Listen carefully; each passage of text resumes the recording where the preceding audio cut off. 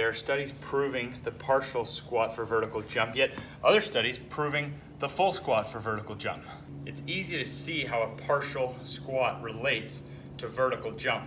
But if we actually look at the two highest jumpers ever relative to how high they jumped versus their height, they were actually the best full knee benders in their sport. And what's of particular interest is that they're now both in their 40s, under 6 foot tall, still dunking, still crazy bouncy. That's because when we gradually progress to full knee bend without ever working through pain, we not only train our muscles actively, we passively train our tendons and our ligaments. So this may explain the modern athlete whose muscles look good, but we're seeing all-time high knee ligament tears because we actually have weaker tendons and ligaments than we should compared to our muscles.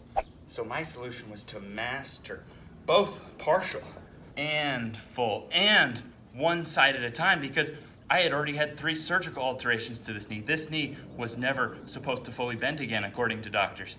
This took me from reaching my 20s, having never once in my life grabbed a basketball rim. Literally, I don't know if he could touch the rim with his fingertips with no basketball or anything else.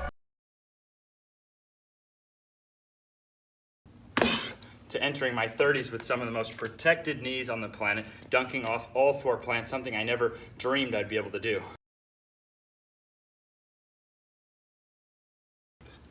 I'm even dunking from a full squat, 2 abilities that I didn't possess alone, let alone think that I could even genetically possibly do them together.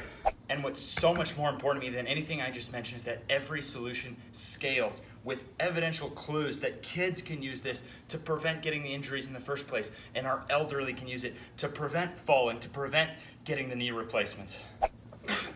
So, partial for short term, full for long term. Because truth is not division, truth is inclusion.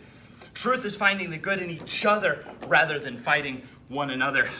And I'm not just talking about knees.